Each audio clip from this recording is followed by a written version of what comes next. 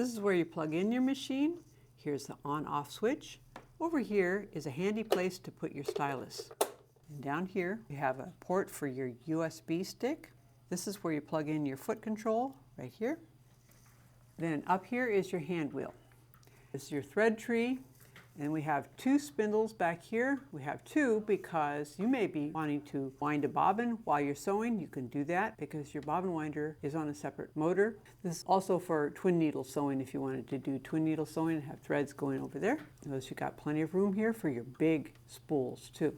This is a handhold for carrying your machine. There's another handhold on the other side so that you can carry your machine using two hands. There's the handle right here. Up here we have the on-off button for winding your bobbin. This is the bobbin winder stopper. This is the spindle.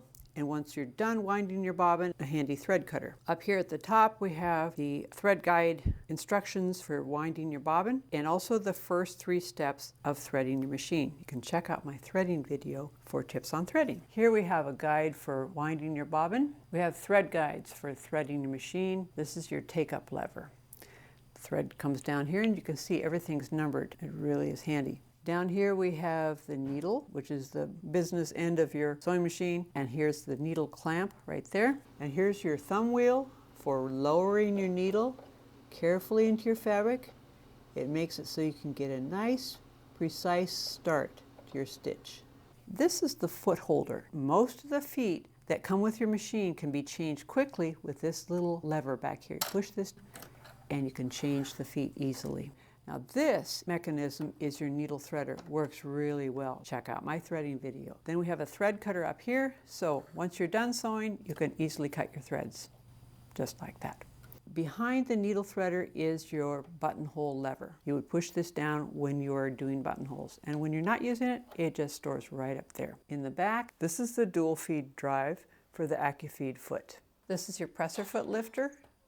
You've also got a button on the front.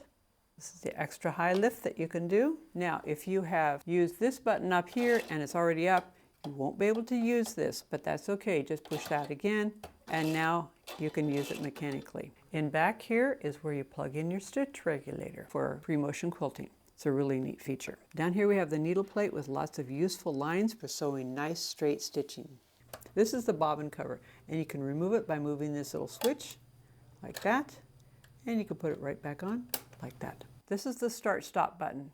Now, when you start sewing, if you push this and your foot control is still connected, it'll give you this little message. So you would need to unplug your foot control in order to use the start-stop button. This is your reverse key. Now, as long as you press this down, your machine will sew in reverse, and that gives you a nice secured stitch at the beginning and at the ending of your seam. This is a locking stitch. Push that and keep your foot down on the pedal, and it does a locking stitch.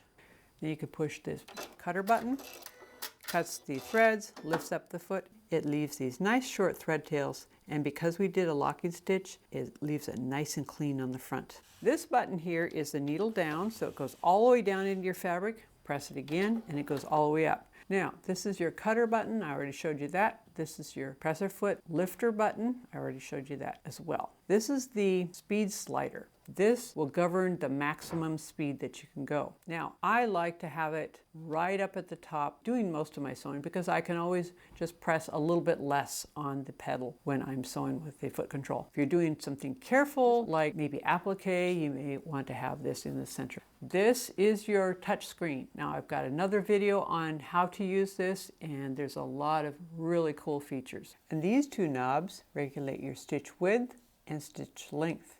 But if you're using a straight stitch, of course, this will just move where your needle drop position is. Now you can make your stitches longer or shorter. If you want to get it back to default, simply reselect your stitch.